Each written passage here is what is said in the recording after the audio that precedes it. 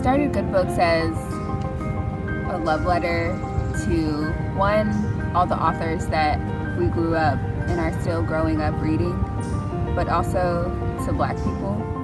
I've been really surprised by the positive reactions I've been getting from people, so it's been really good, and it made me realize that people are really looking for these Black books, and I'm glad that I could provide them for them. It feels like I'm sharing my childhood and young adulthood.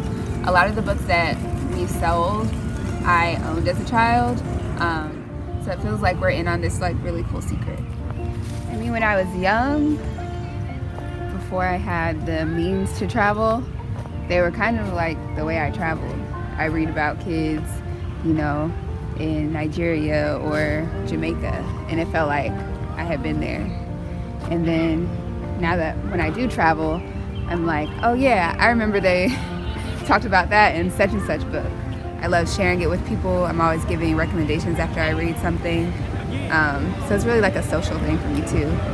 Like reading, it kind of seems like a solitary activity, but I'll hop in a book club, give recommendations, just talk about it. So try to bring the community in with it too. It's definitely of the culture, right? Like my mom's from Jackson, Mississippi. I'm from Atlanta. And we just grew up around Black folks, whole family Black, and the books we read are Black. And like Blackness isn't a monolith, but the Black American Southern experience drives a lot of Black culture all across the world.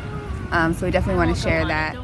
I would like to see Good Books as that source where parents and their kids can find stuff where they don't have to wait till college to discover their Blackness. They don't have to wait till college to know who Fannie Lou Hamer is, Ida B. Wells.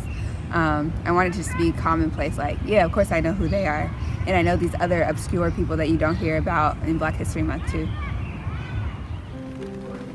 So when I'm in a bookstore, I'm drawn to the children's books. I love how big they are. They're colorful. I'm like, why can't adults books be like this? And I like kids books too because they're about anything. And I just love flipping through the pages. I like to peep if it's a first edition, if it's signed, the illustrations, how long it is. I try to see like, would this make a good bedtime story? Or is this a story time, get on the carpet, sit, crisscross applesauce story?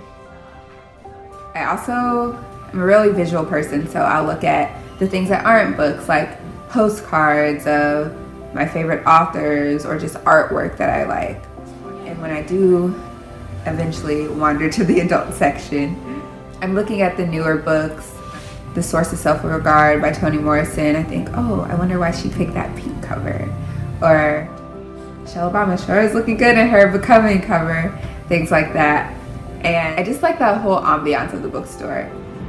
So I definitely want our customers to feel the same way I feel when I'm in a bookstore. The experience I want Good Books customers to feel is one of home and comfort. I want them to feel like Good Books is theirs too, because honestly it is.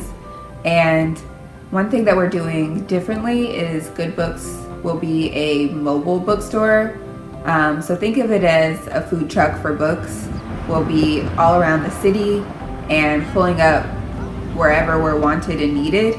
And I think that's important because a lot of times people live in like bookstore deserts.